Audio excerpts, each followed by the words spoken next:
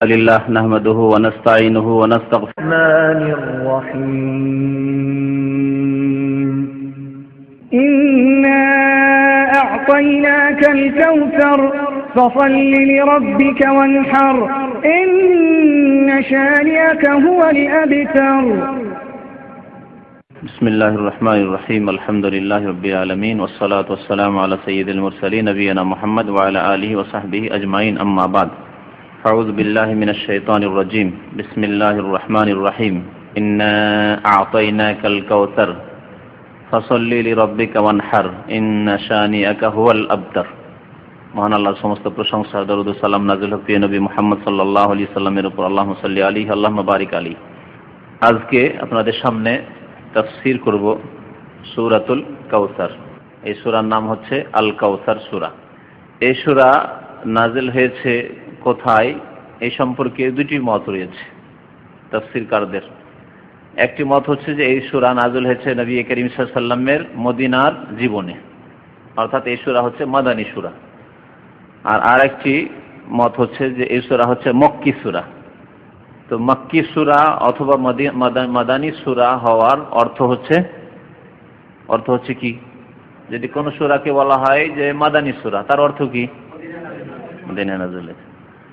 আর যদি মক্কি সূরা, তার মানে মক্কায় নাযিল হয়েছে। তো যদি কোন সূরা তায়েফে নাযিল হয়ে থাকে তাহলে তার নাম কি হবে? তায়েফের যুদ্ধে গিয়ে, হুনাইনের যুদ্ধে গিয়ে যদি নাযিল হয়ে থাকে, হ্যাঁ, তাহলে আগের কথা ঠিক থাকলো না। এই জন্য সংজ্ঞাটা প্রথম ঠিক করতে হবে। তো সংজ্ঞা কি মক্কি আর মাদানীর? সংজ্ঞা হচ্ছে যে নবী সাল্লাল্লাহু আলাইহি সাল্লামের নবুয়ত প্রাপ্তির পরে, অর্থাৎ 40 বছর বয়সে নবী হলেন। নবুয়ত প্রাপ্তির পরে মক্কার জীবনে 13 বছর, নবী করিম সাল্লাল্লাহু আলাইহি ওয়াসাল্লাম মক্কার জীবনে কতদিন থাকলেন? 13 বছর নবী হওয়ার পরে, অর্থাৎ তার 53 বছর বয়স পর্যন্ত। তাহলে এই 13 বছরের মধ্যে যদি কোনো সূরা বা আয়াত নাযিল হয়ে থাকে, সেই সূরাগুলির নাম হচ্ছে মক্কি সূরা। সে মক্কার মধ্যে নাযিল হোক, আর তায়েফের সফরে গিয়ে নাযিল হোক, আর মক্কার বাইরে কোনো জায়গায় নাযিল হোক, যেখানে নাযিল হোক না কেন। আর মদিনা আসার পরে নবী করিম সাল্লাল্লাহু আলাইহি ওয়াসাল্লামের উপর যে সব সূরা নাযিল হয়েছে, সেই সূরাগুলির নাম হচ্ছে মাদানী। সেই সূরা মদিনায় নাযিল হোক, অথবা বদরে গিয়ে নাযিল হোক, ওহুদে নাযিল হোক, আর আপনার অন্য কোনো তাবুকে গিয়ে নাযিল হোক, সফরে নাযিল হোক, মক্কা বিজয়ের সময় নাযিল হোক, তায়েফের যুদ্ধে গিয়ে নাযিল হোক, হুনাইনের যুদ্ধে গিয়ে নাযিল হোক, যেখানে নাযিল হোক না কেন, এই 10 বছরের মধ্যে যে সূরাগুলি নাযিল হয়েছে সেই সূরাগুলির নাম হচ্ছে মাদানী সূরা। যে 10 বছর হচ্ছে নবী করিম সাল্লাল্লাহু আলাইহি ওয়াসাল্লামের মদিনার জীবন। এইভাবে সংজ্ঞা করলে সহজ। নবী সাল্লাল্লাহু আলাইহি ওয়াসাল্লাম মক্কি জীবনে যা নাযিল হয়েছে, যেখানে নাযিল হোক, মক্কায় হোক আর মক্কার বাইরে হোক, সেগুলি হচ্ছে মক্কি। আর মদিনার জীবনে যেগুলি নাযিল হয়েছে, মদিনায় হোক আর মদিনার বাইরে হোক, সেগুলি হচ্ছে মাদানী। তো এই সূরা কাউসার সম্পর্কে ইখতিলাফ রয়েছে যে এই সূরা কোনখানে নাযিল হয়েছে। কারণ ইখতিলাফ হওয়ার কারণ এই যে নবী সাল্লাল্লাহু আলাইহি ওয়াসাল্লাম এই ক্ষেত্রে স্পষ্ট কোন হাদিসে বলেননি, ইতিহাসের ভিত্তি করে যে এর ইতিহাস কি। এই সূরা কি নবী সাল্লাল্লাহু আলাইহি ওয়াসাল্লামের মক্কার জীবনেই নাযিল হয়ে গিয়েছিল? হয়তো সাহাবায়ে কেরাম থেকে এরকম স্পষ্ট প্রমাণ নেই, সেজন্য পরবর্তীকালে তাবেঈনদের ইখতিলাফ হয়েছে, না মদিনার জীবনে নাযিল হয়েছে। তাহলে এই ইখতিলাফ ইতিহাসের ভিত্তি করে, ঐতিহাসিক জ্ঞানের উপর ভিত্তি করে যারা হয়তো জেনেছেন অথবা মনে করেছেন যে না, এর সাথে মক্কি সূরার সম্পর্ক বেশি, বিষয়বস্তু ওইরকমই লাগে। কারণ মক্কায় যেসব শত্রুরা ছিল, সেসব শত্রুরাই নবী করিম সাল্লাল্লাহু আলাইহি সাল্লামের চরম শত্রু ছিল, এবং নবী করিম সাল্লাল্লাহু আলাইহি সাল্লামকে তারা নির্বংশ বলতো, বিভিন্ন রকমের খারাপ উপাধি দিত। এই বিষয়টি এতে রয়েছে, এদিকে দিয়ে লক্ষ্য করে তারা হয়তো মক্কি বলেছেন। তো যাই হোক, এই বিষয় সম্পর্কে এর বেশি আলোচনার প্রয়োজন নেই। মক্কি হইলেও কোরআন কারীমের একটি সূরা, আর মাদানী হইলেও কোরআন কারীমের একটি সূরা। এই সূরা অত্যন্ত গুরুত্বপূর্ণ এবং ব্যাপক অর্থবাহী সূরা। এই সূরায় মাত্র কয়টি আয়াত রয়েছে? 3টি আয়াত রয়েছে, সবচেয়ে ছোট সূরা, অর্থের দিক দিয়ে অত্যন্ত ব্যাপক। আল্লাহ পাক ইরশাদ করেছেন, ইন্না আ'তাইনাকাল কাউসার, নিশ্চয় আমি আল্লাহ হে নবী আপনাকে দান করেছি কাউসার। হে নবী সাল্লাল্লাহু আলাইহি সাল্লাম, আপনাকে আমি কি করেছি? আল কাউসার দান করেছি। কাউসারই বললাম, এই জন্যই বললাম যে কাউসারের তাফসীর বা অর্থে বহু মত রয়েছে। সমস্ত মতগুলিকে একত্রিত করতে পারবেন একটি শব্দে, যে শব্দ দিয়ে অনেকেই এর অনুবাদ করেছেন, তা হচ্ছে অজস্র মঙ্গল বা অজস্র কল্যাণ। অজস্র মঙ্গল বা অজস্র কল্যাণ আপনাকে আমি দান করেছি। আল্লাহ পাক নবী করিম সাল্লাল্লাহু আলাইহি ওয়াসাল্লামকে সম্বোধন করে বলছেন, ইন্না মানে নিশ্চয়, আমি আতাইনা দান করেছি কা আপনাকে আল কাউসার, অজস্র কল্যাণ। ইন্না আতাইনা কাল কাউসার। কাউসার শব্দটির অর্থ অজস্র কল্যাণ, এই জন্য যে কাউসার শব্দটির আসল ধাতু হচ্ছে কাসির। কাসির মানে কি? অনেক। কালিলের বিপরীত। হ্যাঁ, কাসির হচ্ছে কালিলের বিপরীত। কালিল মানে হচ্ছে অল্প, আর কাসির মানে হচ্ছে অফুরন্ত বা অনেক। সেখান থেকে এটি হচ্ছে মোবালাগার শব্দ বা মোবালাগার সিগা। অজস্র কল্যাণ বা মঙ্গল দান করেছি। সেসব অজস্র কল্যাণ মঙ্গল পার্থিব এবং পরলৌকিক, দুনিয়ারও এবং আখিরাতের, পরকালেরও। সেসব অজস্র কল্যাণের একটি হচ্ছে কাউসার নহর, আর একটি হচ্ছে হাউজে কাউসার। নহর আর হাউজে পার্থক্য আছে, নহর এবং হাউজে পার্থক্য আছে। নহর মানে কি? নদী। আরবিতে যে নাহার বলে, নাহার মানে হচ্ছে নদী। আর হাউজ মানে, হাউজ নদীকে বলে না। হাউজ তো বুঝতে পারছেন যে মসজিদের সামনে যে হাউজ থাকে, কি বলে, চৌবাচ্চা বলে যেগুলোকে, হাউজ। তাহলে আল্লাহ পাক রব্বুল আলামিন রাসূলুল্লাহ সাল্লাল্লাহু আলাইহি সাল্লামকে বিচার দিবসে হাসরের মাঠে হাউজ দান করবেন। এবং একটি নহর রয়েছে, যে নহরটি জান্নাত থেকে প্রবাহিত, সেই নহরের নাম হচ্ছে নাহরুল কাউসার। তো আল্লাহ পাক রব্বুল আলামিন নবী করিম সাল্লাল্লাহু আলাইহি সাল্লামকে হাউজে কাউসার দান করেছেন, এবং কাউসার নামক নহরও রয়েছে জান্নাতে, যা দান করবেন নবী করিম সাল্লাল্লাহু আলাইহি সাল্লামকে। কাউসার মানে যে ব্যাপক অর্থটি, তাতে আরো অনেকগুলি অর্থ আসবে যেগুলি দিয়ে তাফসীর করা হয়েছে এই শব্দটির। কেউ কেউ এই শব্দের তাফসীর করেছেন যে নবী সাল্লাল্লাহু আলাইহি সাল্লামকে বৃহৎ শাফাআত দান করা হয়েছে, শাফাআতের ইখতিয়ার তাকে দান করা হয়েছে, যে তিনি একমাত্র বৃহৎ শাফাআত করবেন বিচার দিবসে, আর কোন নবী রাসূল সাহস করবেন না। আর সেই শাফাআতের বড় হাদিসে কিছুদিন আগে শুনিয়েছি যে সমস্ত লোকেরা প্রথম যাবেন তার কাছে, আদম আলাইহিস সালামের কাছে, তিনি অস্বীকার করবেন। চলে যাবেন নূহ আলাইহিস সালামের কাছে, তিনি অস্বীকার করবেন, আমার দ্বারা হবে না, আমার দ্বারা হবে না। চলে যাবেন ইব্রাহিম খলিলুল্লাহ আলাইহিস সালামের কাছে, তিনি অস্বীকার, আমার দ্বারা হবে না। চলে যাবেন মুসা আলাইহিস সালামের কাছে, তিনি বলেন আমার দ্বারা এই কাজ হবে না। চলে যাবেন ঈসা আলাইহিস সালামের কাছে, তিনি বলেন আমার দ্বারা হবে না। চলে যাবেন সবাই প্রিয় নবী মুহাম্মদ সাল্লাল্লাহু আলাইহি সাল্লামের কাছে, তখন তিনি আনা লাহা, আমি এই কাজ করতে পারবো, এই শাফাআত আমি করব, এটি আমার হক, আমাকে আল্লাহ করার অনুমতি দিবেন। তারপরে গিয়ে সেজদায় অবনত হয়ে যাবেন আল্লাহ পাকের দরবারে। আল্লাহ পাক তাকে হামদোসানা বিভিন্ন রকমের শিখিয়ে দিবেন, তিনি হামদোসানা সেজদায় পড়ে করতেই থাকবেন। তখন আল্লাহর পক্ষ থেকে ডাক হবে নবী করিম সাল্লাল্লাহু আলাইহি ওয়াসাল্লামকে, যে ইয়া মুহাম্মদ ইরফা রাসাক, হে মুহাম্মদ সাল্লাল্লাহু আলাইহি ওয়াসাল্লাম আপনি মাথা উঠান, সালতোতা আপনি চান আপনাকে দেওয়া হবে, ওয়াশফা তুশাফা এবং সুপারিশ করেন আপনার সুপারিশ গ্রহণ করা হবে। তো এই শাফাআত হচ্ছে কাউসারের একটি তাফসীর। তো অজস্র কল্যাণ যখন বলবো তার মধ্যে শাফাআত তার অন্তর্ভুক্ত। তারপরে শাফাআতের কেউ কেউ তাফসীর করেছেন মাকামে মাহমুদ বলে, প্রশংসিত স্থান বলে। প্রশংসিত স্থান কোনটি? যে সম্পর্কে আল্লাহ পাক বলেছেন ওমিনাল লাইলি ফাতাহাজ্জাদ বিহি নাফিলাতান লাকা আসা আন ইয়াবআসাকা রাব্বুকা মাকামান মাহমুদা। রাতের কিছু অংশে হে নবী মুহাম্মদ সাল্লাল্লাহু আলাইহি সাল্লাম ফাতাহাজ্জাদ বিহি, আপনি তাহাজ্জুদ কায়েম করুন, তাহাজ্জুদ পড়ুন, রাতে ঘুম ত্যাগ করে নামাজ কায়েম করুন, অর্থাৎ তাহাজ্জুদের নামাজ। নাফিলাতান লাক, এটি আপনার জন্য অতিরিক্ত ইবাদত। নফল ইবাদত মানে ফরজের উপর অতিরিক্ত ইবাদত। আসা আন ইয়াবআসাকা, তাহলে সম্ভাবনা রয়েছে যে আন ইয়াবআসাকা রাব্বুকা, আপনার রব আপনাকে পৌঁছিয়ে দেবেন, পাঠিয়ে দেবেন। কোথায়? মাকামাম মাহমুদা, প্রশংসিত স্থানে মাকাম মাহমুদে পৌঁছে দেবেন। এই মাকামে মাহমুদ কি? নবী করিম সাল্লাল্লাহু আলাইহি ওয়াসাল্লামের হাদিসে রয়েছে যে সেজদায় যখন পড়বেন গিয়ে নবী করিম সাল্লাল্লাহু আলাইহি ওয়াসাল্লাম শাফাআত করার জন্য, ওই স্থান হচ্ছে মাকামে মাহমুদ, প্রশংসিত স্থান। যেই জায়গায় নবী করিম সাল্লাল্লাহু আলাইহি ওয়াসাল্লাম ছাড়া আর কেউ যেতে পারবে না শাফাআত, বিনোদ শাফাআত করার জন্য, সারা বিশ্ববাসীর শাফাআত করার জন্য। হিসাব নিকাশ হয়ে যাক, তাদের একটা কুল কিনারা লাগুক, এই জন্য যে শাফাআত করবেন। কিন্তু বিদআতপন্থীদের এই মাকাম মাহমুদের অনেক ইসলাম বিরোধী এবং কুফরি শিরকি ব্যাখ্যা রয়েছে। মাকাম মাহমুদের একটি অর্থ করেছে বিদআতপন্থীরা যে আল্লাহ পাক নাকি নবী করিম সাল্লাল্লাহু আলাইহি ওয়াসাল্লামের জন্য আরশ কুরসি ছেড়ে দেবেন আর আল্লাহর আরশ কুরসিতে বসিয়ে দেবেন। এমন কুফরি শিরকি কথাবার্তা রয়েছে। আর এমন কিতাবে রয়েছে যেই কিতাব ভারত উপমহাদেশের মসজিদে মসজিদে নামাজের পরে পরে পাঠ করা হয়, তাতেও রয়েছে। তো এগুলি হচ্ছে বিদাতি কথাবার্তা, আর এগুলি হচ্ছে সীমালঙ্ঘন, বাড়াবাড়ি। তাগুতের ব্যাখ্যা আজকে দুপুরে শুনলেন, বাড়াবাড়ি, যে আল্লাহর আরশ, আল্লাহর কুরসি নবীকে দিয়ে দিবেন, অথচ নবী করিম সাল্লাল্লাহু আলাইহি ওয়াসাল্লাম আল্লাহর বান্দা। সুবহানাল্লাযী আসরা বিআবদিহি, পাক সত্তা, পাক জাত তিনি, যিনি রাতারাতি তার বান্দাকে নিয়ে গেছেন। তাহলে আল্লাহর গোলাম তিনি। কালেমায়ে শাহাদাত মুখস্থ রয়েছে, আপনাদের জানা আছে, আশহাদু আল্লা ইলাহা ইল্লাল্লাহ ওয়া আশহাদু আন্না মুহাম্মাদান আবদুহু ওয়া রাসূলুহু, মুহাম্মদ সাল্লাল্লাহু আলাইহি ওয়াসাল্লাম তার বান্দা এবং তার রাসূল। তাহলে তার বান্দা, তার গোলামকে আরশ কুরসিতে বসিয়ে দেবেন, কোথা থেকে আপনি কল্পনা করে নিলেন হে বিদাতি? তো কাউসার সম্পর্কে যতগুলি কল্যাণ নবী করিম সাল্লাল্লাহু আলাইহি ওয়াসাল্লামকে দেওয়া হয়েছে, এই যেগুলি তাফসীর করলাম সেগুলি প্রায়গুলি কোন দিকে গেল?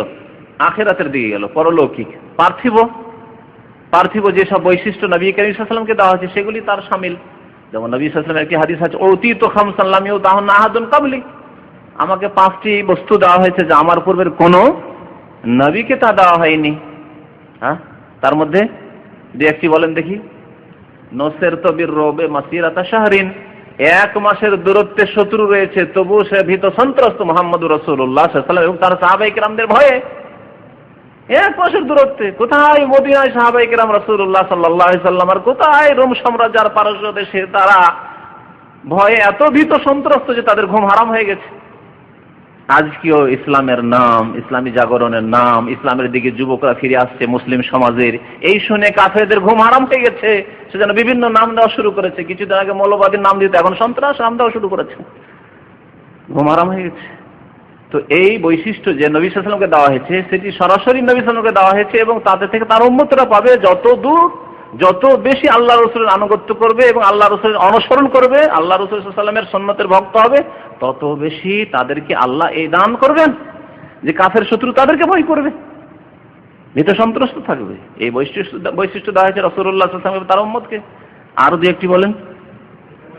জয়লাত লিয়াল আরযু মসজিদান ওয়া তাহুরান, সারা বিশ্বের জমিনকে আমার জন্য, আমার উম্মতের জন্য কি করা হয়েছে? সেজদার স্থান করা হয়েছে, যে কোনো জায়গায় আমরা নামাজ পড়তে পারবো। এবং তাহুরান, পবিত্রতার উপায় করা হয়েছে, পানি না থাকলে পানির বিকল্প হিসাবে আমরা মাটি দিয়ে তায়াম্মুম করে নামাজ কায়েম করতে পারবো, কোরআন তেলাওয়াত করতে পারবো, আমাদের বড় নাপাকি ছোট নাপাকি দূর করতে পারবো। উতীতু শাফাআতা, আমাকে শাফাআত দেওয়া হয়েছে, ওহিল্লাত লিয়াল গানাইম, এই উম্মতের জন্য, আমার জন্য, আমার উম্মতের জন্য গনিমতের ধন সম্পদ, কাফেরদের যুদ্ধের ময়দানে ছেড়ে যাওয়া আর ধন সম্পদকে হালাল করা হয়েছে, আগের উম্মতে হালাল ছিল না। এলা আখিরি, তো এসব বৈশিষ্ট্য নবী করিম সাল্লাল্লাহু আলাইহি ওয়াসাল্লামকে দেওয়া হয়েছে। পার্থিব বৈশিষ্ট্য এছাড়া বহু বৈশিষ্ট্য আল্লাহ পাক রাসূলুল্লাহ সাল্লাল্লাহু আলাইহি ওয়াসাল্লামকে দিয়েছে। যত উম্মত রয়েছে, যত আম্বিয়া কেরাম এসেছেন, তাদের সবচাইতে বেশি উম্মতের সংখ্যা হবে কার? রাসূলুল্লাহ সাল্লাল্লাহু আলাইহি ওয়াসাল্লামের। এটিও কাউসারের অন্তর্ভুক্ত, যে আল্লাহর নবীর উম্মতের সংখ্যা সবচেয়ে বেশি হবে। যত জান্নাতি হবে, অন্যান্য উম্মত জান্নাতি, মুসা আলাইহিস সালাম উম্মত জান্নাতি হবে, ঈসা আলাইহিস সালাম উম্মত জান্নাতি হবে, ইব্রাহিম আলাইহিস সালাম উম্মত জান্নাতি হবে, নূহ আলাইহিস সালাম উম্মত জান্নাতি হবে, কিন্তু সমস্ত উম্মতের মধ্যে সবচেয়ে বেশি জান্নাতি হবে এই উম্মতে মুহাম্মাদিয়া, রাসূলুল্লাহ সাল্লাল্লাহু আলাইহি ওয়াসাল্লামের উম্মতের সংখ্যা বেশি হবে জান্নাতীদের। এই উম্মতের 70,000 এমন হবেন যারা বিনা হিসাবে, বিনা আযাবে জান্নাতে যাবেন। নবী করিম সাল্লাল্লাহু আলাইহি ওয়াসাল্লাম হাদিস রয়েছে। এই রকমের বৈশিষ্ট্য, বহু বৈশিষ্ট্য নবী করিম সাল্লাল্লাহু আলাইহি ওয়াসাল্লামকে দেওয়া হয়েছে। হ্যাঁ, এটি একটি বৈশিষ্ট্য। তাহলে 5 নম্বর পুরা করে দিন। জাযাকাল্লাহু খাইরান। ওয়া কানা আন-নাবিয়্যু ইউবআসু ইলা কওমি খাসসাতান, নবীদেরকে পাঠানো হয়তো তার স্বজাতির জন্য, যে তুমি ওই এলাকা, হয় গ্রাম এলাকা নির্ধারিত করে দেওয়া হয়তো, অথবা বংশ নির্ধারিত করে দেওয়া হতো, তোমার বংশের জন্য, তুমি অন্য বংশে যাবে না, তোমার বংশের জন্য শুধু। ওয়া বুইসতু ইলান নাসি কাফা, এবং আমাকে সারা বিশ্বের মানুষের জন্য পাঠানো হয়েছে, কালোর জন্য, সাদার জন্য, আরবের জন্য, অনারবের জন্য, এশিয়ানদের জন্য, আফ্রিকান, ইউরোপিয়ান, সবার জন্য পাঠানো হয়েছে। আমা আরসালনাকা ইল্লা রাহমাতাল লিল আলামিন, আমা আরসালনাকা ইল্লা কাফাতাল লিন-নাস, ইন্নী রাসূলুল্লাহি ইলাইকুম জামিআ। এইভাবে আল্লাহ পাক রব্বুল আলামিন কয়েকটি আয়াতে ঘোষণা করিয়ে দিয়েছেন নবী করিম সাল্লাল্লাহু আলাইহি ওয়াসাল্লাম সম্পর্কে, যে তিনি সারা বিশ্ব জাহানের জন্য রহমত স্বরূপ এসেছেন, বিশ্ব জাহানের জন্য হিদায়াত করতে এসেছেন, বিশ্ব জাহানের জন্য তার নিয়ে আসা দিন কোরআন নিয়ে এসেছেন। শুধু সম্মানই না, কল্যাণ করলে সবগুলি আসবে তার মধ্যে। তো বাকি তাফসীর করার আগে এই সূরা সম্পর্কে, এই সূরার ফজিলত সম্পর্কে একটি হাদিস শোনাই। হাদিসটি মুসলিমে রয়েছে, আবু দাউদে রয়েছে, নাসাইতে রয়েছে, আনাস রাদিয়াল্লাহু তাআলা আনহু বর্ণনা করেছেন। বলছেন বাইনা রাসূলুল্লাহ সাল্লাল্লাহু আলাইহি ওয়াসাল্লাম বাইনা আযহরিনা, একবার রাসূলুল্লাহ সাল্লাল্লাহু আলাইহি ওয়াসাল্লাম আমাদের মাঝে ছিলেন ফিল মসজিদে ইজ উগফিয়া ইগফাআতান, হঠাৎ করে তাকে একটু তন্দ্রা আসলো। সুম্মা রাফা রাসা মুবতাসিমান, হঠাৎ করে মাথা উঠালেন মুচকি হাসি হেসে উঠলেন নবী করিম সাল্লাল্লাহু আলাইহি ওয়াসাল্লাম। নবী সাল্লাল্লাহু আলাইহি ওয়াসাল্লাম কখনো জোরে হাসতেন না, অট্ট হাসি তো দূরের কথা, যেটি আমাদের জন্য অপছন্দনীয়, সাধারণ মুসলিমের জন্য অপছন্দনীয় হা হা করে হাসা। কিন্তু আর একটি হাসি হচ্ছে 3 প্রকার, এর আগে অনেকবার আমি বলেছি, তাই না? এটা হচ্ছে কাহা কাহা, যেটা আরবিতে মানে হা হা করে হাসা, অট্ট হাসি হাসা। আর একটা হচ্ছে দেহেক মানে মধ্যম হাসি হাসা। আর আরেকটি হচ্ছে মুচকি হাসা, শুধু মুখটা হাসি মুখ, কিন্তু তার কোনো আওয়াজ হয় না, হাও হয় না আর আওয়াজও হয় না। এটা হচ্ছে ইবতিসাম বা তাবাসসুম। নবী সাল্লাল্লাহু আলাইহি ওয়াসাল্লাম এই হাসির জন্য উৎসাহিত করেছেন, তাবাসসুমুকা ফি ওয়াজহি আখিকা লাকা সাদাকা, তুমি তোমার মুসলিম ভাইয়ের সাথে কোনো মানুষের সাথে মুচকি হাসি হেসে সাক্ষাৎ করবে, এটি সাদকা হবে, সাদকার নেকি পাবে তুমি। 1 রিয়ালও খরচ করলেন না, 1 পয়সা খরচ করলেন না, কিন্তু আপনি সাদকার নেকি বলেন, হাসি মুখে কথা বললেন, আসসালামু আলাইকুম, কেমন আছেন, ভালো আছেন, নেকি পেয়ে গেলেন আপনি সাদকা। একটি ফকির মিসকিন কিছু চাইলো আপনার কাছে, ভাই দিতে পারলাম না, মনে কিছু নেবেন না, একটু হাসি মুখে বললেন, আপনি মনটা খারাপ করে না। তোমরা শুধু বিরক্ত করো, তোমাদের কাজই হচ্ছে, স্বভাবই হচ্ছে এগুলি ভিক্ষা করা, না ওইরকম না, কিছু দিতে পারলাম না, মনে কিছু নেবেন না, অন্য কোনো দিন চেষ্টা করব, দুঃখিত, হয়ে গেল সাদাকা। পয়সা দিতে পারলেন না, সাদাকা হয়ে গেল। যে কোনো ভাইয়ের সাথে, সে গরিবের সাথে হোক আর সুখীর সাথে হোক। তো নবী করিম সাল্লাল্লাহু আলাইহি ওয়াসাল্লাম মুচকি হাসি হাসতেন, এই অভ্যাস আমাদের করা উচিত। দেখেন অনেকে অভ্যাস না করার কারণে হাসতে পারেন না, মুচকি হাসি দেখা হইলে অভ্যাস করেন আপনি। অনেক ভালো গুণগুলি মানুষকে নিজে অভ্যাস করে নিয়ে আসতে হয়। হয়তো আপনার মানে জন্মগত এই গুণটি নেই, কিন্তু আপনি কোরআন এবং হাদিস জানার পরে সেটাকে কাজে পরিণত করলে আপনার ওই অভ্যাস হয়ে যাবে, তখন ওটা আপনার প্রকৃতিতে চলে আসবে। যেমন আপনি খুব রাগী মানুষ, কিন্তু আপনি নিজেকে খুব কন্ট্রোল রাখেন, অভ্যাস করেন, রাগ করবো না, রাগকে থেমে রাখবো, গরম হবো না, দেখবেন যে আপনার কিছুদিন পরে এমন অভ্যাস হয়ে যাবে যে আপনি যেন কোনো রাগী মানুষই না, খুব সোজা মানুষ, ঠান্ডা মানুষ মনে হবে। বন্ধ করেন। তো এর উদাহরণ দিয়েছে ওলামায়ে কেরামরা। আজকালকার একটি উদাহরণ দেখে খুব চমৎকার। বলছে নতুন যে গাড়ি শিখে ড্রাইভার, ও গাড়ি চালায় তখন কেমন ভাবে চালায়, চাবি যখন ঢুকায় তখন ওটাও দেখে। নতুন শিখার সময় দেখেছেন, ওনার খবর পেয়েছিলেন, দেখছেন যে কোনখানে ছিদ্রটা আছে, ছিদ্রটা ঠিকভাবে ঢুকলো কিনা, তার পা দিচ্ছেন, এক্সেলেটারে দিলাম না, ব্রেকে দিলাম না, কিসে দিলাম, ক্লাসে দিলাম কি দিলাম না, তারপর গিয়ারের দিকে দেখেন, সবাই করেছেন এরকম। নতুনে ওগুলো দেখতে থেকেছেন, কিন্তু এটা আপনার প্রকৃতিতে পরিণত হয়নি। কিন্তু ধীরে ধীরে ধীরে ধীরে কিছুদিন গাড়ি চালানোর পরে এমন আপনার প্রকৃতিতে পরিণত হয়েছে গাড়ি চালানো যে কোনো দিকে দেখতে হয় না, কোনো দিকে দেখতে হয় না। পা আপন কাজ করছে, চোখ আপন কাজ করছে, কানও আপন কাজ করছে, এদিক ওদিক কোনো আওয়াজ হচ্ছে না, বা আমার গাড়ি থেকে আওয়াজ হচ্ছে না, ইঞ্জিনে আওয়াজ হচ্ছে, সবগুলি কাজ করছে। ডান দিকেও আপনি দেখছেন, বাম দিকেও, সামনে দেখছেন, পেছনেও দেখছেন, হাতও কাজ করছে, সব কাজ হচ্ছে। এটা আপনার নেচারে, প্রকৃতিতে পরিণত হয়ে গেছে এখন। ওই রকমই আপনি রাগী মানুষ, আপনার মধ্যে কিছু খারাপ দোষ আছে, কিন্তু ভালো গুণগুলি যখন নিয়ে আসবেন আর ওটার অভ্যাস করবেন, প্র্যাকটিস করবেন, ভালো কাজে প্র্যাকটিস করবেন, ভালো চরিত্রে প্র্যাকটিস করবেন, তখন দেখবেন যে আপনি ভালো মানুষ হয়ে গেছেন, তখন আপনি কিছুদিন পরে। তো আমাদেরকে এরকম করে নিজেকে গড়ে তুলতে হবে, আমাকে তো গড়ে তুলতে হবে, আপনাকে গড়ে তুলতে হবে, আমাদের ছেলে মেয়েদেরকে গড়ে তুলতে হবে, এইভাবে গড়ে তুলতে হয়, নিজেকে গড়ে তুলতে হয়। সবাই জন্মগত ভালো মানুষ হয় না, আবার অনেকে জন্মগত ভালো হলেও খারাপ পরিবেশ পাওয়ার কারণে সে খারাপ হয়ে যায়। যাক, ওইদিকে আর যাচ্ছি না। কি বলছিলাম, যে মুস্কি হেসে উঠলেন নবী করিম সাল্লাল্লাহু আলাইহি ওয়াসাল্লাম, মাথাটা উঠিয়ে দেখলেন। বললাম, আমরা বললাম, মা আযহাকাকা ইয়া রাসূলুল্লাহ, হে আল্লাহ রাসূল, আপনি কি কারণে হাসলেন? কাল, বললেন রাসূলুল্লাহ, লাকাদ উনজিলাত আলাইয়া আনাফান সূরা, আমার নিকটে এখনই একটি সূরা নাযিল হয়েছে, ফাকারা, পড়লেন, বিসমিল্লাহির রহমানির রহিম, ইন্না আতাইনাকাল কাউসার ফাসাল্লি লিরাব্বিকা ওয়ানহার, ইন্না শানিআকা হুয়াল আবতার। সুম্মা কাল, তারপর বললেন, আতাদরুনা মাল কাউসার, তোমরা কি জানো যে কাউসার কি? কুলনা আল্লাহু ওয়া রাসূলুহু আ'লাম, সাহাবারা বললেন যে আল্লাহ এবং তার রাসূল ভালো জানেন, বেশি জানেন। নবী করিম সাল্লাল্লাহু আলাইহি ওয়াসাল্লামের জীবদ্দশায় আল্লাহু ওয়া রাসূলুহু আ'লাম সাহাবায়ে কেরামরা বলতেন, কিন্তু নবী সাল্লাল্লাহু আলাইহি ওয়াসাল্লাম ইন্তেকালের পরে বলতেন আল্লাহু আ'লাম, কারণ তিনি ইন্তেকাল করেছেন, সুতরাং আল্লাহ এবং রসুল ভালো জানেন না। রাসূল যখন নেই আমাদের মাঝে, তখন আর সেই কথা বলা দরকার না, বলেন একমাত্র আল্লাহু আলাম, আল্লাহ ভালো জানেন, আল্লাহ অধিক জ্ঞান রাখেন। যদি কোনো বিষয় সম্পর্কে না জানা থাকে অথবা জানা আছে কিন্তু অল্প অল্পই জানা আছে, আমার চাইতে বেশি জানাওয়ালা লোক আছে, তারা জিজ্ঞাসা করছে, আমার সন্দেহ হচ্ছে, তাহলে আপনি নিজে থেকে বলা শুরু করিয়েন না, ফতোয়া দেওয়া শুরু করিয়েন না, উত্তর দেওয়া শুরু করিয়েন না, বলে আল্লাহু আলাম, আল্লাহ ভালো জানেন, আল্লাহ ভালো জানেন। সাহাবারা ভালো করে জানতেন যে রাসূলুল্লাহ সাল্লাল্লাহু আলাইহি ওয়াসাল্লাম আমাদের চাইতে বেশি জানেন, আর আল্লাহ তো ভালো জানেনই, বেশি জানেন। তো তাই বলতেন, হতে পারে নবী সাল্লাল্লাহু আলাইহি ওয়াসাল্লাম এমন কোনো নতুন কথা বলবেন, আমরা জানি না। তারপরে আয়াত সূরা নাযিল হয়েছে এই মাত্র, কাউসার মানে কি করি বা আমরা বলতে পারি। তো বলেন আল্লাহু ওয়া রাসূলুহু আলাম। কাল তখন নবী সাল্লাল্লাহু আলাইহি ওয়াসাল্লাম এর তাফসীর করলেন, কি বলছেন, সাইন্নাহু নাহরুন, এই কাউসার হচ্ছে একটি নদী, নহর। ওয়াদানিহি রাব্বি আযজা ওয়া জাল্লা, আল্লাহ পাক রব্বুল আলামিন আমার সাথে তার ওয়াদা করেছেন আমাকে দেবেন, দান করবেন। আলাইহি খায়রুন কাসীর, তাতে রয়েছে অজস্র কল্যাণ। খায়রুন কাসীর সম্মান নয়, হাদিসে কি হলো, খায়রুন কাসীর, অজস্র কল্যাণ। হুয়া হাউজুন, তারপর আসছে সেটি হচ্ছে একটি হাউজ। তারিদু আলাইহি উম্মতি ইয়াউমাল কিয়ামা, কিয়ামতের দিন আমার উম্মত সেখানে আমার কাছে আসবে পানি পান করার জন্য, পিপাসিত হয়ে। আনিয়াতু আদাদু নুজুমিন ফিস সামাই, সে হাউজের যে পাত্রগুলি, পান পাত্র, গ্লাস, পেয়ালা, পান পাত্র, এগুলির সংখ্যা হবে আকাশের তারকারাজির সমান। আদাদু নুজুমিস সামাই, সমান সমান এবারে গণনার দিক দিয়ে না অধিক সংখ্যা দেখানো হয়েছে, উদ্দেশ্য হচ্ছে অধিক সংখ্যা দেখানো। যেমন আকাশের তারকার সংখ্যা সম্পর্কে কেউ জানো না, অসংখ্য তারকা রয়েছে, নক্ষত্র রয়েছে, ঠিক তেমনি অজস্র বা অসংখ্য কি হবে, পানপাত্র হবে।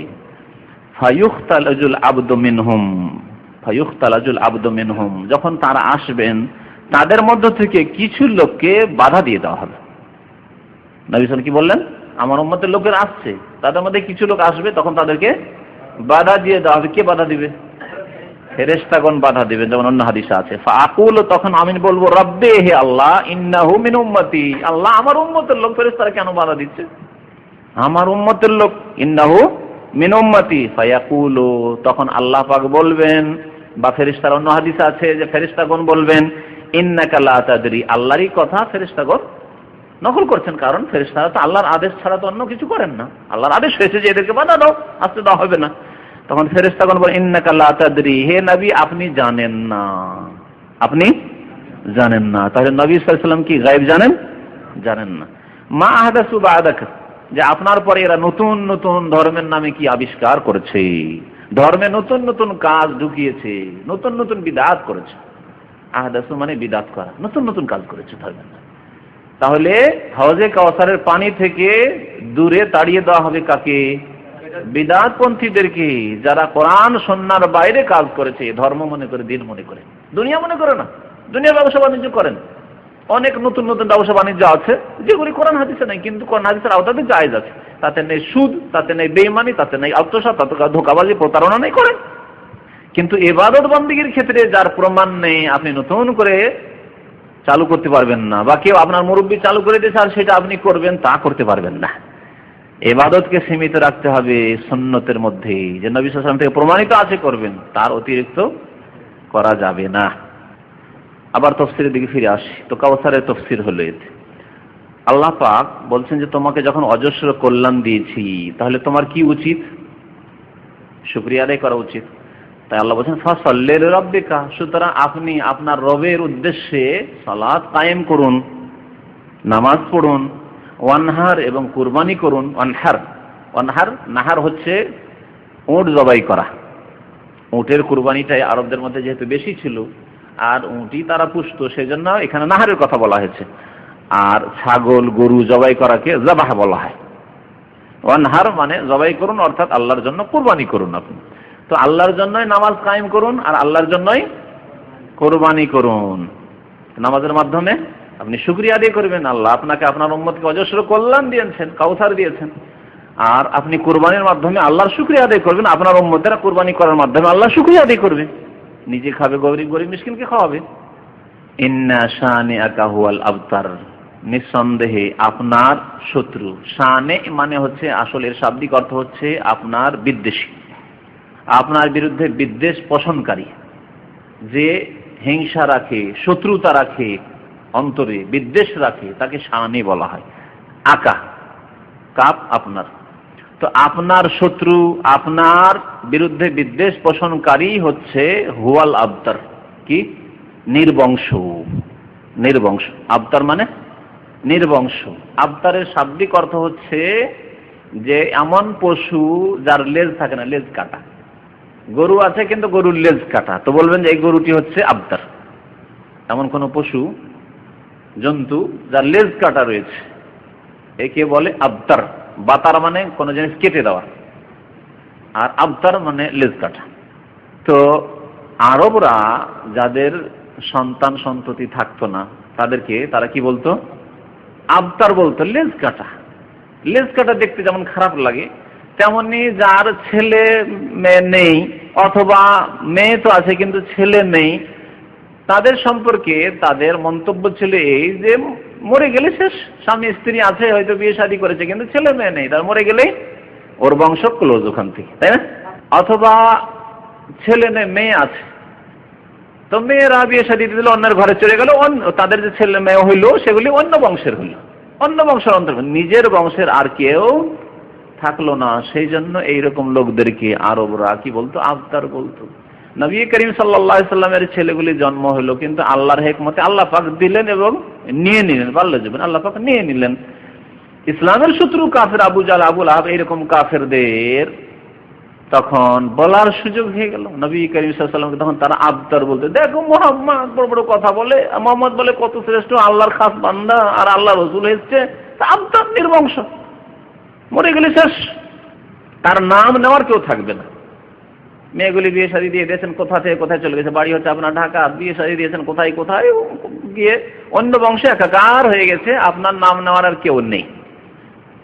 তো ঠিক তেমনই তারা বলতো যে মুহাম্মদ সাল্লাল্লাহু আলাইহি সাল্লাম এত বড় কথা বলে কি হবে, মেয়েরা বিয়ে শাদী দিয়ে দিবে, শেষ হয়ে গেল, আর ছেলে তো নাই, তার নাম নেওয়ার আর কেউ হবে না।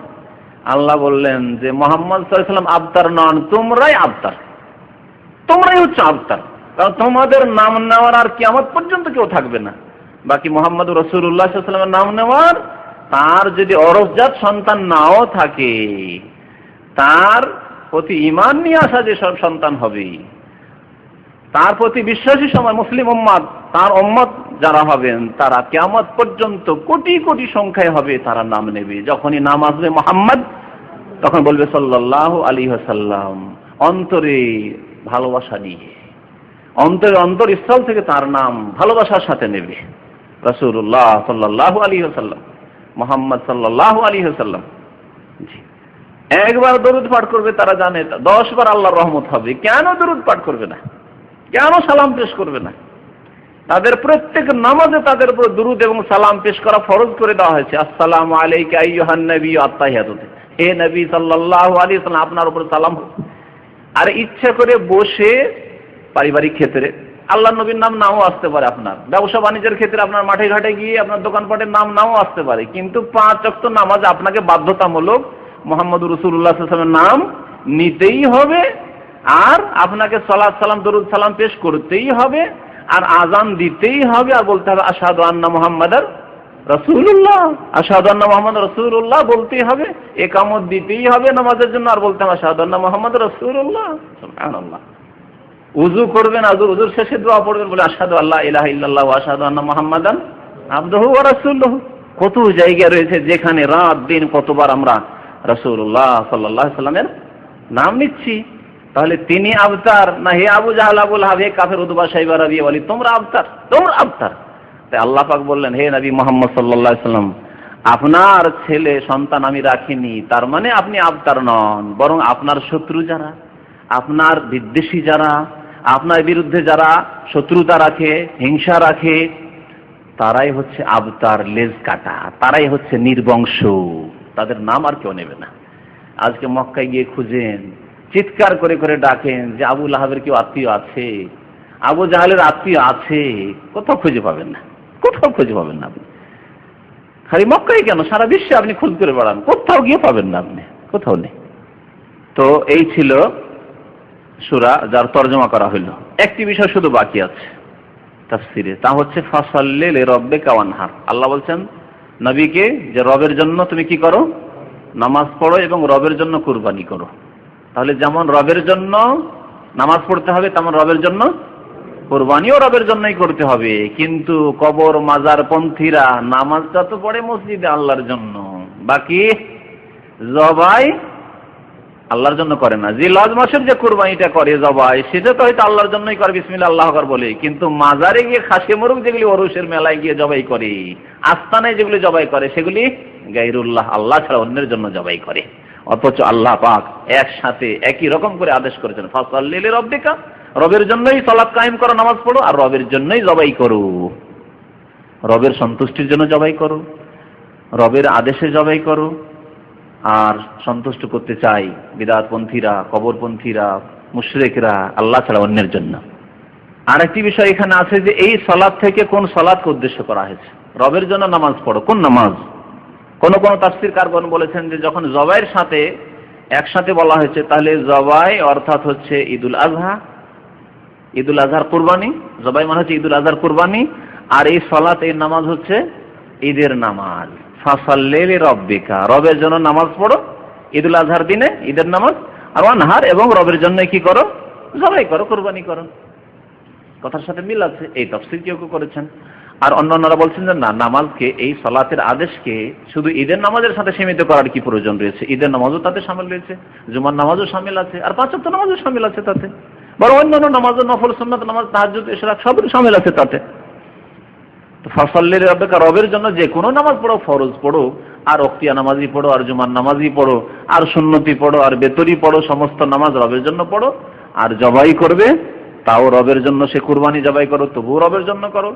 আর যদি এমনি গোশত খাওয়ার জন্যও জবাই করো, তবু আল্লাহর সন্তুষ্টির জন্য বিসমিল্লাহে আল্লাহু আকবার এগুলো জবাই করো। এই হচ্ছে এর তাফসীর।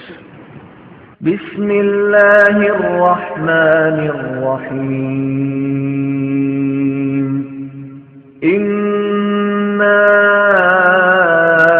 আ'তাইনাকাল কাউসার ফাসাল্লি লিরাব্বিকা ওয়ানহার ইন্না শানিআকা হুয়াল আবতার।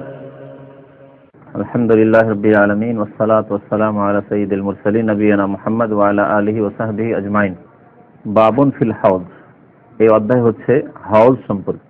হাউজ সম্পর্কে ওয়াকাউলিল্লাহি তাআলা, মহান আল্লাহর বাণী। ইমাম বুখারী রাহমাতুল্লাহ আলাইহি বলছেন মহান আল্লাহর বাণী সম্পর্কে অধ্যায়, হাউজ সম্পর্কে এবং এই মহান আল্লাহর বাণীর ব্যাখ্যা সম্পর্কে, আল্লাহর বাণী সম্পর্কে এবং আল্লাহর বাণীর তাফসীর সম্পর্কে। অর্থাৎ হাউজের তাফসীর বা এই আয়াতের তাফসীর করছেন জন্য হাউজ দি। ইন্না আ'তাইনাকাল কাউসার, নিঃসন্দেহে হে নবী আপনাকে দান করেছি অজস্র কল্যাণ। এটি হচ্ছে কাউসারের ব্যাপক অর্থ। কাউসারের অর্থ সম্পর্কে বহু তাফসীর রয়েছে, বহু মত রয়েছে। তার মধ্যে সবগুলিকে শামিল করার জন্য অজস্র কল্যাণ দান করেছে। আল খায়রুল কাসীর, কাউসার মানে আল খায়র আল কাসীর। আর এই ব্যাখ্যা যদি করা হয় তাহলে এই কলিমা বা শব্দের সাথে তাফসীরের মিল রয়েছে। কাউসার শব্দতে ধাতু যে আছে মাদ্দা, তা হচ্ছে কাফ সারা, ওয়াওটা হচ্ছে অতিরিক্ত। কাউসার, কাউসার কাফ ওয়াও সারা, ঠিক না? আর অধিক বা বেশিকে আরবিতে কি বলা হয়? কাসীর, কাফ সা ইয়ারা। ওখানে কিন্তু কাফ সারা আছে, আসল ধাতু আছে। তাহলে যারা তাফসীর করেছেন এই কাউসারের আল খায়রুল কাসীর, ইন্না আ'তাইনাকাল কাউসার, হে নবী আপনাকে আমি অজস্র মঙ্গল বা কল্যাণ দান করেছি, খায়রে কাসীর দান করেছি। তাদের তাফসীর ব্যাপকও, যত কিছুই আল্লাহ দান করেছেন নবীকে দুনিয়া এবং আখিরাতে সবকিছুকে শামিল, এবং শব্দের সাথে এই তাফসীরের সম্পর্ক আছে, ঠিক না? এইজন্য এই তাফসীরটি সবচেয়ে ভালো।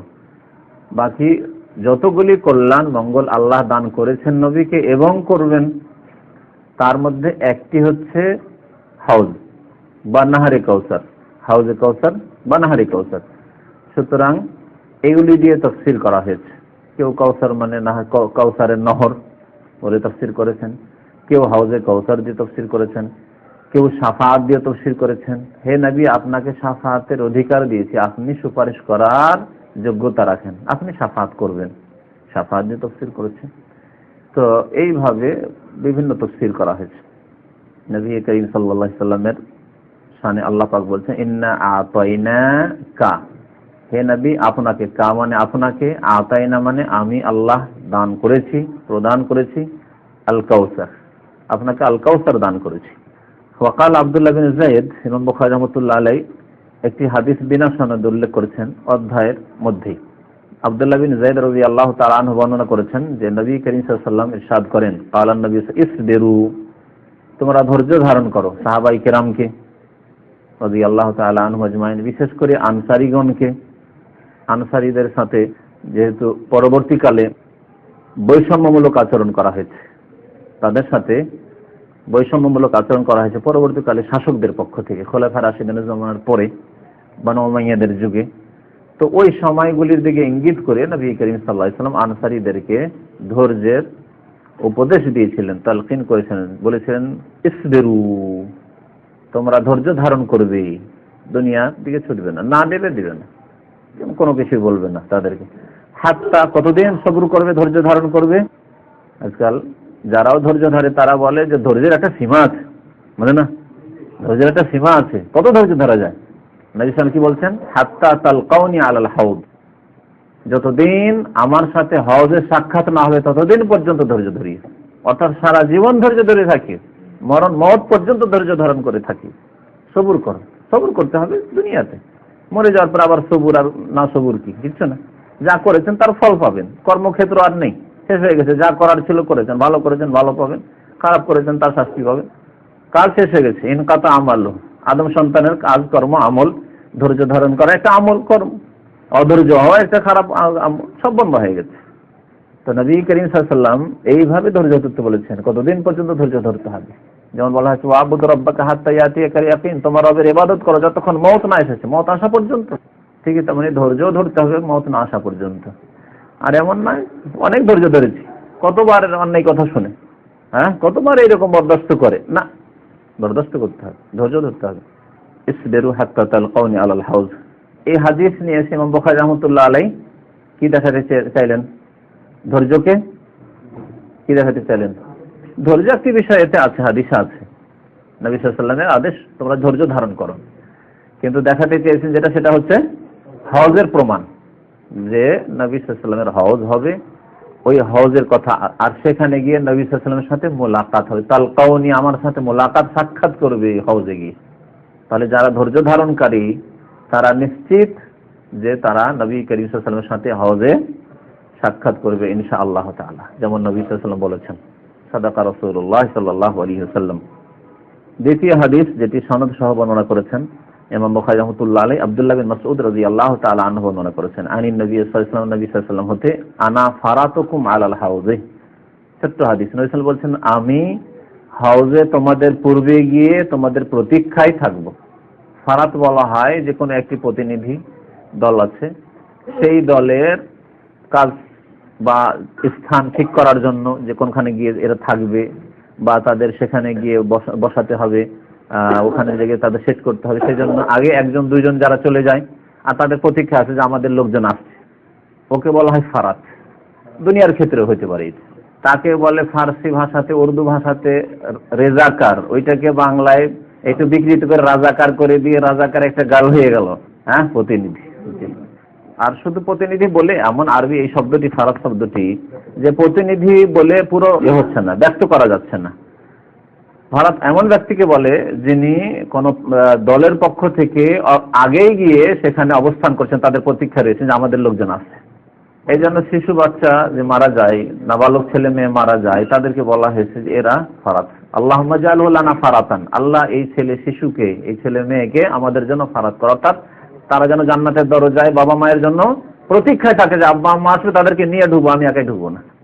ফারাত এটি শরীয়তের ভাষা এইভাবে ব্যবহার করা হয়েছে। নবী কারীম বলছেন আমি তোমাদের জন্য হজে অপেক্ষায় থাকবো, যে আমার উম্মতের লোকেরা আসবে, তাদেরকে আমি পানি দেবো, হাউজ থেকে পানি পান করাবো, তিনি আগেই পৌঁছে থাকবেন, যাবেন বিভাসিত হয়ে, তার আগে নবী সাল্লাল্লাহু আলাইহি ওয়াসাল্লাম প্রস্তুত আছেন যে আমার উম্মতের লোকেরা আসবে। এইরকম যদি আপনি কোনো কোম্পানি আপনার কোম্পানি আপনাকে পাঠাচ্ছে কোনো জায়গায়, দাম্মাম থেকে পাঠাচ্ছে রিয়াজে ডিউটি করার জন্য, সেখানে গিয়ে যদি আপনার আগে থেকে বন্দোবস্ত থাকে ভেলা রেডি আছে, খাবার দাবার প্রস্তুত আছে, পানির ব্যবস্থা আছে, আর বিছানার ব্যবস্থা আছে, বেড আছে, এ আছে, সে আছে, এয়ার কন্ডিশন লাগানো আছে ঘরে, সবকিছু আর প্রস্তুত। যেতে আসেন, চাবি নেন, অমুক অমুক রুমে চলে যান। কত আরামে গিয়ে, যেমন মক্কায় গিয়ে হোটেলগুলিতে যখন ঢুকেন, যদি আপনার লোক থাকে, যেই আপনি অফিস থেকে যাচ্ছেন তাদের লোক থাকে, সাথে সাথে যদি আমাদের লোক, আপনি নেন, চাবি নেন, অমুক রুমে চলে যান। কত আরামে আপনি চলে গেলেন, কোনো কষ্ট পেলেন না। আর যদি তা না হয়, সাথে যদি লোক থাকে, আগে যায়নি, সাথে লোক আছে, তাহলে সে নিজে ক্লান্ত হবে, আর নিজে আগে গাড়ি থেকে নামবে, নিজে প্রস্তুতি নেবে, মাল সামান নেবে, তারপরে খোঁজ করবে। এখন আপনার জন্য জায়গার ব্যবস্থা করা হয়নি, খোঁজ করবে কোথায় আপনাদের জন্য জায়গা পাওয়া যায়, হোটেল পাওয়া যায় না পাওয়া যায়, বাসস্থান পাওয়া যায়, তারপরে ব্যবস্থা হবে। কতক্ষণ যে রাস্তায় ফুটপাতে দাঁড়িয়ে থাকতে হবে, এমনটা হবে না নবী করিম সাল্লাল্লাহু আলাইহি ওয়াসাল্লামের উম্মতের। যেমন যাবেন ওখানে, নবী করিম সাল্লাল্লাহু আলাইহি সাল্লাম ওখানে আগে থেকে পৌঁছে রয়েছেন হাউজে। আনা ফারাতুকুম আলাল হাউজ। এই হাদিস দ্বারাও হাউজ প্রমাণিত হলো। ইমাম বুখারী রাহমাতুল্লাহ আলাইহি তা বুঝাতে চেয়েছেন। তারপরে হাউজে উম্মতের লোকেরা যাবে, কিন্তু সেখানে হাউজে পানি পাবে কারা, বা হাউজে নবী সাল্লাল্লাহু আলাইহি সাল্লামের কাছাকাছি কে পৌঁছিতে পারবে? এমনও কিছু লোক আছে যারা এই উম্মতের অন্তর্ভুক্ত, কিন্তু তাদের বিদআতের কারণে তারা পৌঁছিতে পারবে না। নবী সাল্লাল্লাহু আলাইহি সাল্লামের রাস্তা ছেড়ে দেওয়ার কারণে তারা নবী সাল্লাল্লাহু আলাইহি সাল্লামের নিকটে পৌঁছিতে পারবে না, হাউজের পানি পাবে না। আন আব্দুল্লাহ, বর্ণনা করেছেন আব্দুল্লাহ বিন মাসউদ রাদিয়াল্লাহু তাআলা আনহু, নবী সাল্লাল্লাহু আলাইহি ওয়াসাল্লাম হতে قال আনা ফারাতুকুম আলাল হাউজ, ওই হাদিসের অংশটুকু। তারপরে বলছেন ওয়ালা ইউরফা আন্না রিজালুম মিনকুম, তোমাদের কিছু লোককে আমার সামনে পেশ করা হবে, আমি দেখতে পাবো যে কিছু লোকের আসছে, আমার উম্মতের মনে হবে দেখে, তোমাদের মধ্য থেকে কিছু লোক, অর্থাৎ এই উম্মতেরই লোক। সুম্মা লা ইউখতালাজুন্না দুনি, আমার সামনে আর তৈরি করে দেওয়া হবে। হঠাৎ করে দেখলাম যে ওরা আসছে, আর তারপর আর দেখি না, মনে হয় না যে আপনি দাঁড়িয়ে আছেন, দেখছেন কয়েকজন ভাইয়েরা আসছে, তাদের সাথে সাক্ষাৎ করবো, হঠাৎ করে আপনি একটু অন্য মনস্ক হয়েছেন, তারপরে দেখা গেল যে গেল কোথায়, লোকগুলি আসছিল, ভাবলাম যে দেখা সাক্ষাৎ করবো, নেই, কোথায় ভিড়ে আর হয়ে গেছে, অন্যদিকে চলে গেছে। তো হঠাৎ করে আমার মাঝে এবং তাদের মাঝে আর তৈরি করে দেওয়া হবে, আমার নিকটে আসতে তাদেরকে বাধা দিয়ে দেওয়া হবে। ফাকুল, তখন আমি বলবো, ইয়া রব্বি আসহাবি, হে আল্লাহ, এরা আমার সঙ্গী, এরা আমার সঙ্গী। সঙ্গীর দুটি অর্থ হতে পারে, এক হতে পারে নবী সাল্লাল্লাহু আলাইহি ওয়াসাল্লামের সাহাবায়ে কেরামদের মধ্য থেকে কিছু লোক হতে পারে। এটা হলে আপনারা চিন্তা পড়ে যাবেন যে কেমন করে হইতে পারে, এর ব্যাখ্যা করব। কেউ কেউ এরকম ব্যাখ্যা করেছেন। আর কোন কোন হাদিসে আসহাবি বলেন নাই, আমার উম্মতের লোক আছে, বা আমার দলভুক্ত, ইন্নাহু মিন্নি, অর্থাৎ আমার, ওখানে সাহাবী বলা হয়নি, ওখানে বলা হয়েছে আমার উম্মতের লোক, আমার দলের লোক। জি। আর আসহাব শুধু সাহাবায়ে কেরামকে বলা হয় না, আসহাব যারা আকীদায় আমলে আপনার সাথে মিল রাখে, তারা আপনার সঙ্গী। যেমন নামাজি, আমার এখানে উঠা বসা না করলে আমি নামাজিকে আমার সঙ্গী মনে করি, ঠিক না? সে আমার সাথে দেখা সাক্ষাৎ হোক আর না হোক, সারা বিশ্বের মুসলিম দিনদার ধার্মিক নামাজি ভাইদেরকে, ভালো মানুষদেরকে আমি আমার সঙ্গী মনে করি, অথচ তার সাথে হয়তো কোনোদিন ওঠা বসা হয়নি, দেখা সাক্ষাৎ হয়নি, ঠিক না? তো এরা আমরা ব্যবহার করে থাকি, এটা আমাদের লোক, আমার সঙ্গী। পক্ষান্তরে একসাথেও যদি কখনো বসেন আর শত্রুতা থাকে, তাহলে আপনি তাকে সঙ্গী বলে মানতে চান না, না না, এই আমার সাথে এর কোনো সম্পর্ক নেই। রাত দিন দেখা সাক্ষাৎ হচ্ছে, তারপরে বলছেন যে এর সাথে কোনো সম্পর্ক নেই, কারণ ওর সাথে মতের দ্বন্দ্ব, মতের মিল নেই। আকীদা আমলের মিল না থাকলে আরো বড় বিপদ। দুনিয়ার ক্ষেত্রে যদি কোনো দ্বন্দ্ব থাকে, তাতে আমরা সাথী বানাতে চাই না কোনো মানুষকে, তাহলে যদি দ্বীনের ক্ষেত্রে, আকীদা এবং আমলের ক্ষেত্রে, ঈমানের ক্ষেত্রে দ্বন্দ্ব থাকে, তাহলে সঙ্গী নয়। তো এই আসহাবের দুটি অর্থ হতে পারে, এবং ওই দুই দলই শামিল হবে। কিছু লোক ছিল যারা নবী সাল্লাল্লাহু আলাইহি সাল্লামের জীবদ্দশায় তারা কলিমা পড়ে ঈমান নিয়ে এসেছিল, এবং নবী সাল্লাল্লাহু আলাইহি সাল্লামকে সচক্ষে দেখেছিল তারা, কিন্তু পরে কিছু লোক বিভ্রান্তির শিকার হয়ে গিয়েছিল, মুরতাদ হয়ে গিয়েছিল। এরকম কিছু লোক আছে। যেমন একটি ঘটনা আছে যে কিছু লোকেরা মুসলমান হয়ে আসলো, মদিনায় থাকতে লাগলো, ওকাল এবং ওরাইনা বংশের। মদিনায় থাকতে লাগলো, অসুস্থ হয়ে পড়লো। তো নবী সাল্লাল্লাহু আলাইহি ওয়াসাল্লাম তাদেরকে চিকিৎসা বললেন যে তোমরা উটের পেশাব এবং দুধ খাও, সাদকা জাকাতের উট আছে মাঠে, ওই পালে চলে যাও, আর ইশরাবু মিন আবওয়ালিহিল বানি, বুখারী মুসলিম হাদিস রয়েছে, প্রসিদ্ধ হাদিস, শুনেছেন না শুনেননি হাদিস? ওরা ওখানে গিয়ে উটের পেশাব আর দুধ খেতে লাগলো, আল্লাহ পাক তাদেরকে সুস্থ করে দিলেন। মরমর অবস্থা হয়ে গেছিল, এত সুস্থ হয়ে মোটাসোটা হয়ে গেল, আর স্বাস্থ্যবান হয়ে গেল, অহংকার হয়ে গেল।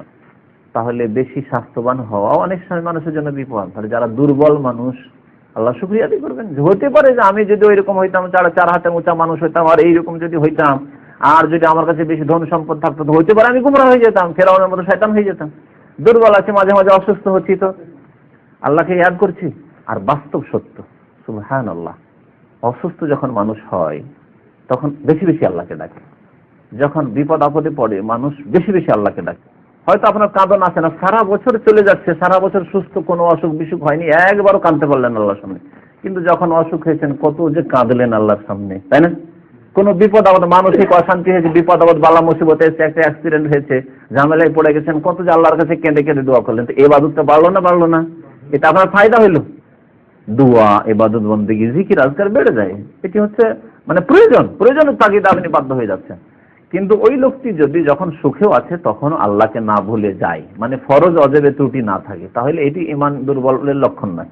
হ্যাঁ, ঈমান দুর্বলের লক্ষণ যদি ফরজ অজেবে ত্রুটি থাকে, ফিল্ম দেখছে, মদ খাচ্ছে, হারাম কাজ করছে, হারাম ব্যবসা করছে, সুদ খাচ্ছে, এইরকম স্বভাবের লোক, কাবিরা গুনাহ করছে।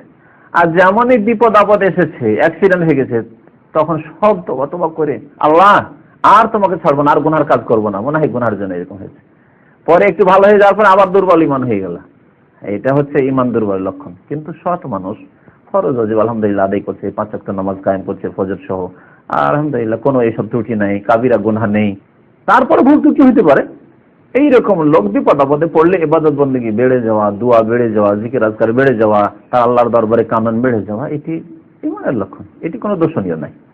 তো কিছু সাহাবী এরকম ছিল যারা মুরতাদ হয়ে গেছে, তাদের একদল এটি।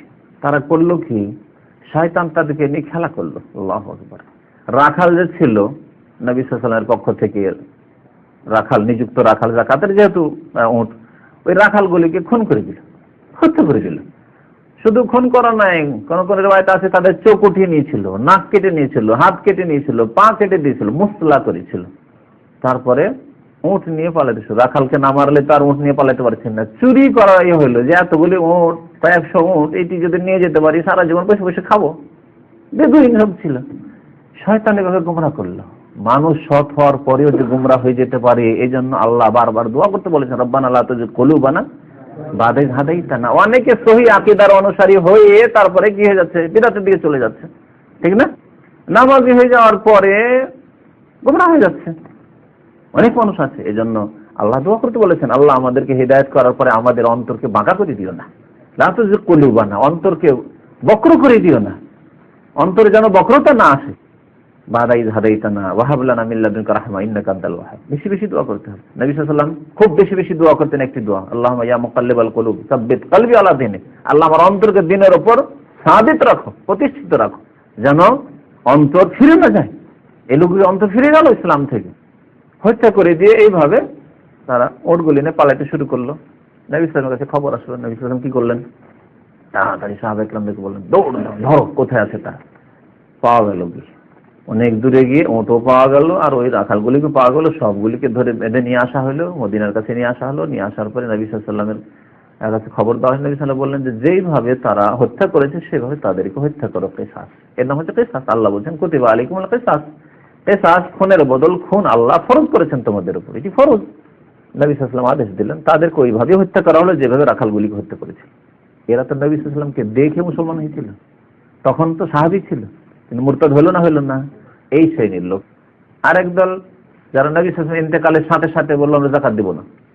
মুসাইলামা কাযযাব মিথ্যুক আল খারাজ এলাকাতে নবীর দাবি করলো যে আমি নবী, মুহাম্মদ সাল্লাল্লাহু আলাইহি ওয়াসাল্লামের পর আমি নবী হয়েছি।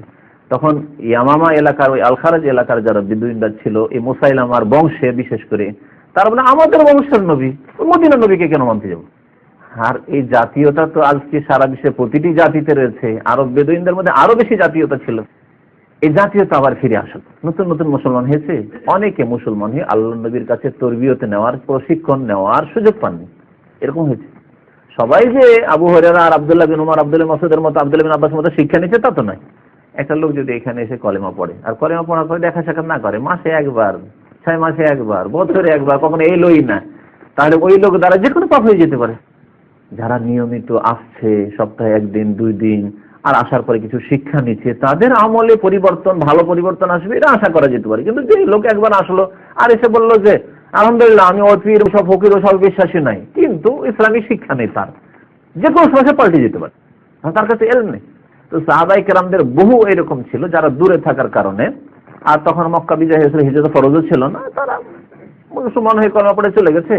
আর ওইভাবে তরবিয়ত নেই, যেভাবে তরবিয়ত পেয়েছেন ওই সাহাবায়ে কেরাম যারা মুহাজিরিন আনসার নবী সাল্লাল্লাহু আলাইহি ওয়াসাল্লামের কাছাকাছি মসজিদে নববীতে 5 ওয়াক্ত নামাজ পড়েছেন, তাদের মতো শিক্ষা পায়নি। এরা যখন দেখলো মুসাইলামা কাযযাব, আমাদের বংশের নবী গো, তোর আমাদের বংশের নবী ছেড়ে মদিনার নবীর কি প্রয়োজন, এই নবী। বরং তারা বলেছিল যে আমাদের নবী, আমাদের গোত্র বংশের নবী যদি মৃত্যু হয় তাও ভালো। এত দূর জাতীয়তা, এই জাতীয়তা আজকাল নাই, আছে। ইলেকশনে দুটো লোককে দাঁড় করে দেন ঢাকাতে, একটা বিহারি দাঁড় করেন আর একটা বাঙালি দাঁড় করেন।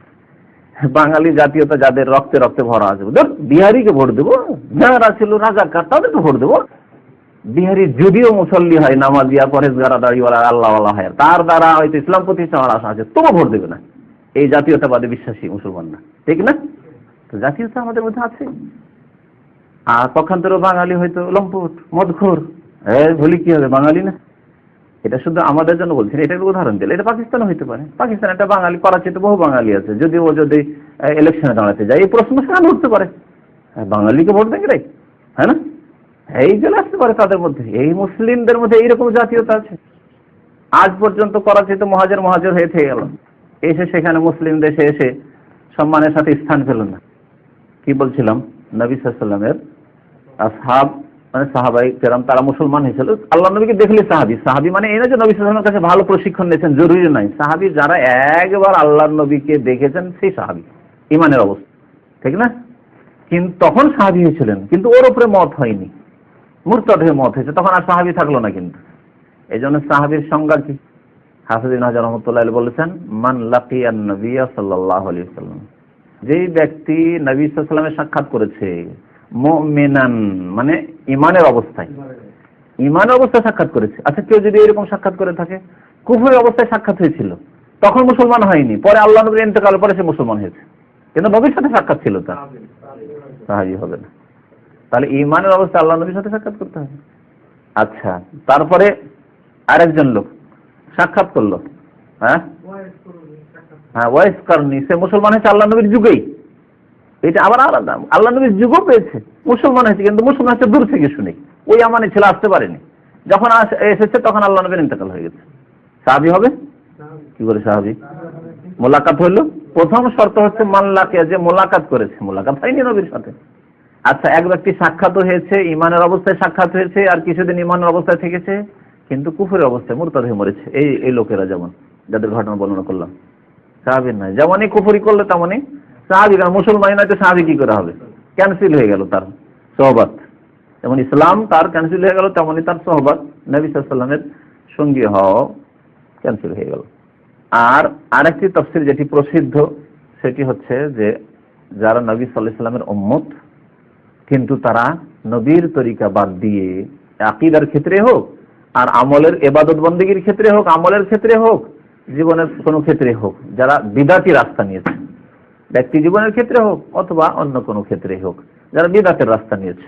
আমার এই কথাটি দ্বিতীয় ব্যাখ্যাটি মনে রাখবেন, যারা আল্লাহর নবীর উম্মত কিন্তু নবীর রাস্তা ছেড়ে দিয়েছে আকীদার ক্ষেত্রে অথবা ইবাদতের ক্ষেত্রে অথবা অন্য কোনো ক্ষেত্রে, হ্যাঁ, ব্যক্তি জীবনে, পারিবারিক জীবনে অথবা রাষ্ট্রনীতিতে আল্লাহর নবীর রাস্তা ছেড়ে অন্য রাস্তা ধরে নিয়েছে, তারাও হজে কসরে যাওয়ার চেষ্টা করবে, তাদেরকে বাধা দিয়ে দিবেন ফেরেশতাগণ, যেতে দেবেন না, ধাক্কা দিয়ে তাড়িয়ে দিবেন মেরে।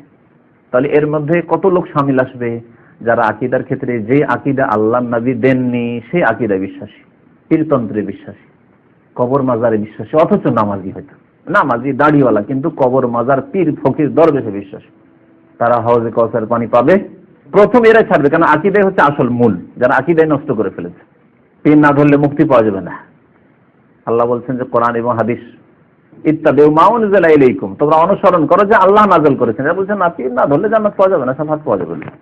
তাহলে এরা হজে কসর পাবে না, কারণ এদের আকীদা নবীর যে দেওয়া আকীদা, সেই আকীদা থেকে দূরে চলে গেছে। ইবাদতের ক্ষেত্রে যারা নবীর রাস্তা থেকে দূরে সরে গেছে, নামাজ পড়ে কিন্তু মাঝে মাঝে নামাজ পড়ে, হজে তো পড়ে না।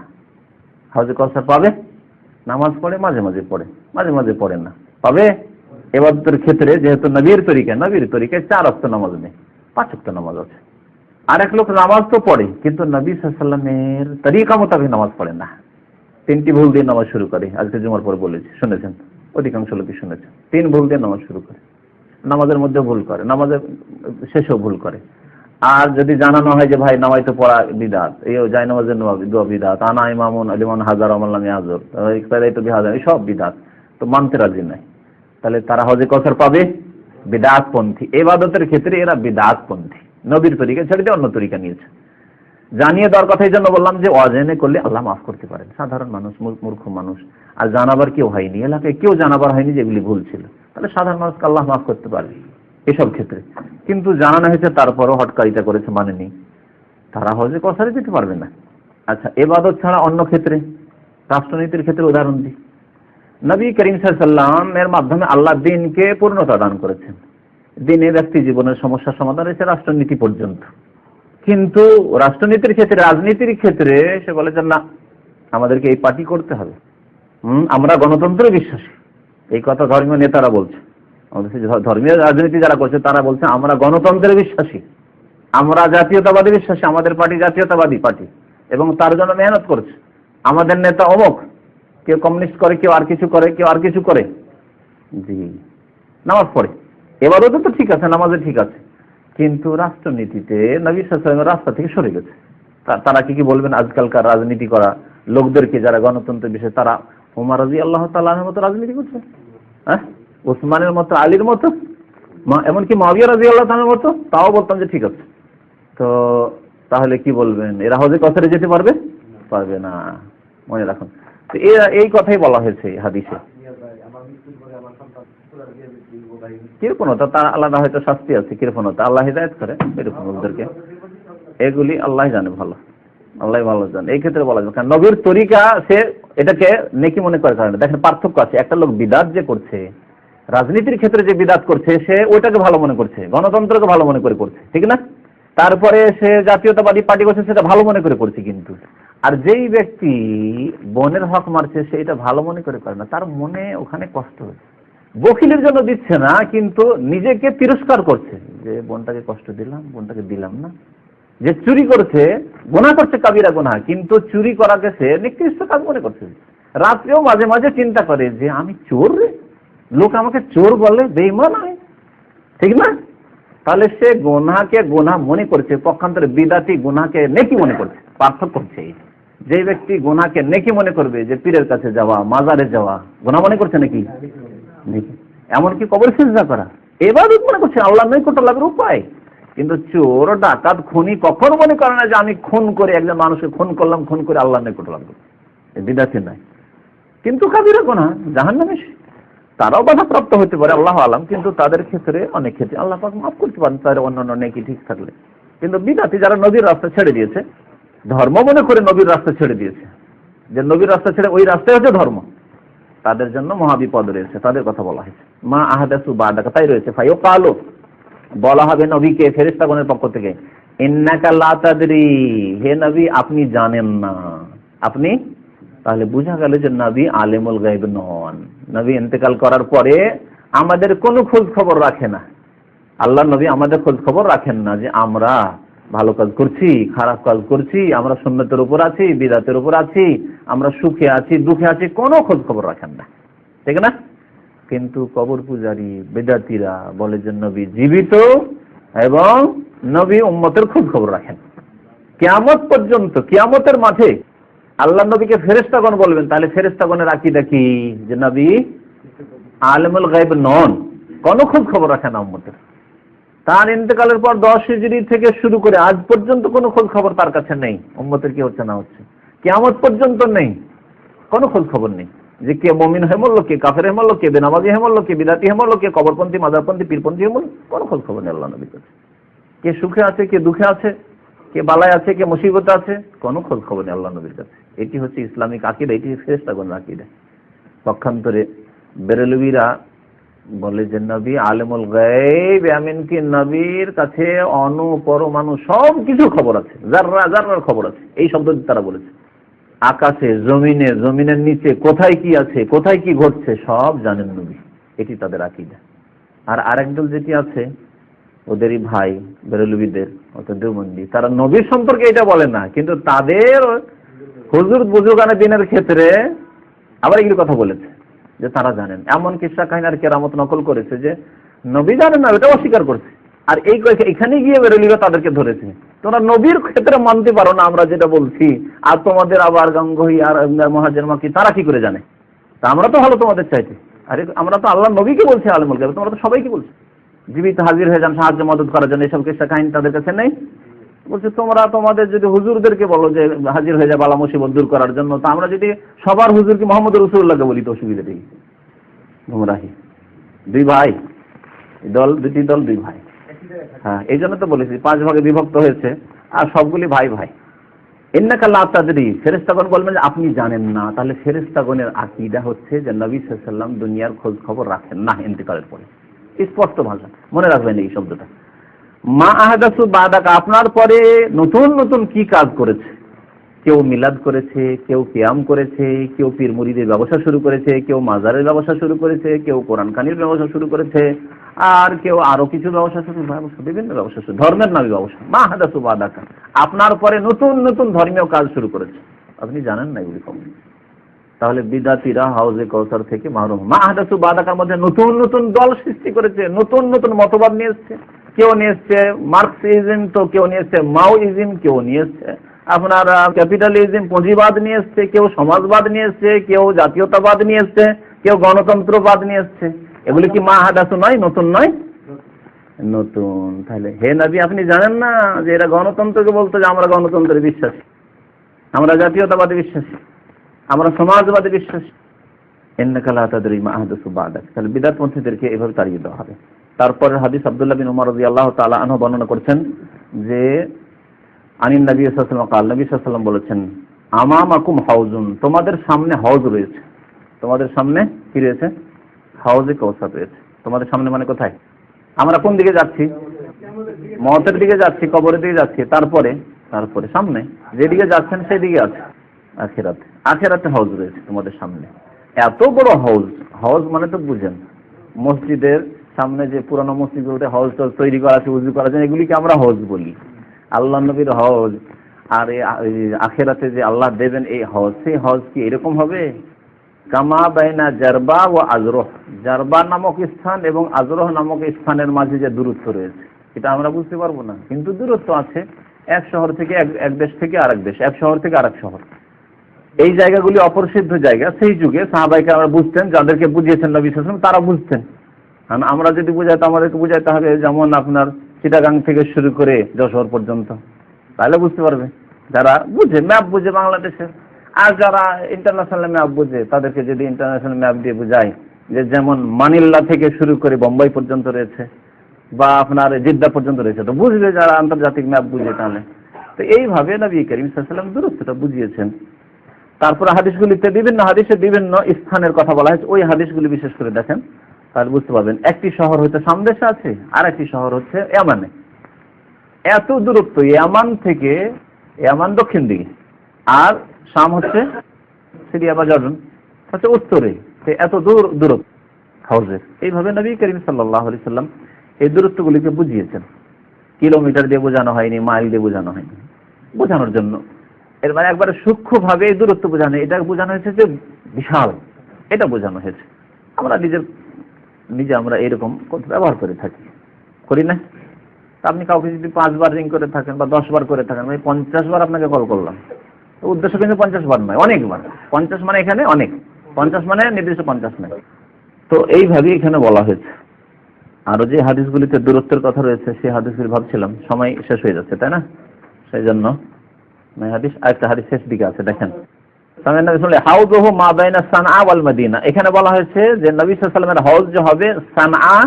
সানআ কোথায় রয়েছে এটা বুঝতে পারবেন, কারণ এটা এখনো শহর এবং রাজধানী ইয়ামানের।